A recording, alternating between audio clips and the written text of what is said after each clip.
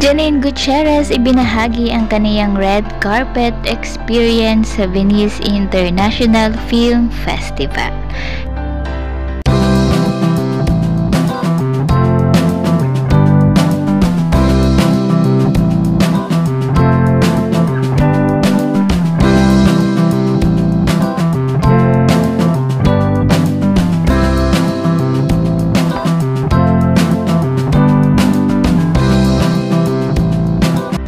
Hello mga kachika and hello po sa lahat ng masusugid na manonood. Welcome po muli sa aking channel. Sa press conference nga po today, September 12, 2024 ni Janine Gutierrez ay ibinahagi niya ang kaniyang experience sa red carpet sa Venice Film Festival. Panoorin nga po natin ito.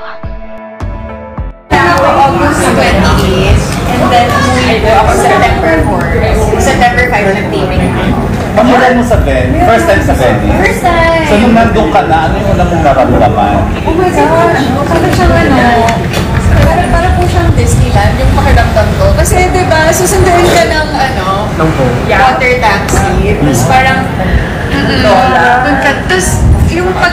tapos yung paglapag sa airport, parang meron ng welcome booth doon para sa mga attendees ng film festival. Sila yung mag-aasikaso sa'yo. So, yun pa lang, kinikilig na ako kasi Venice Film Festival yung may malaking sign, ganyan. Tapos, dadalhin ka nila sa car. Tapos, from there, sasakay ka ng water taxi. So, yung water taxi pa lang, kilig na kilig ako kasi nakikita ko lang yun sa picture eh. Never pa naman talaga ako nakapunta sa Venice.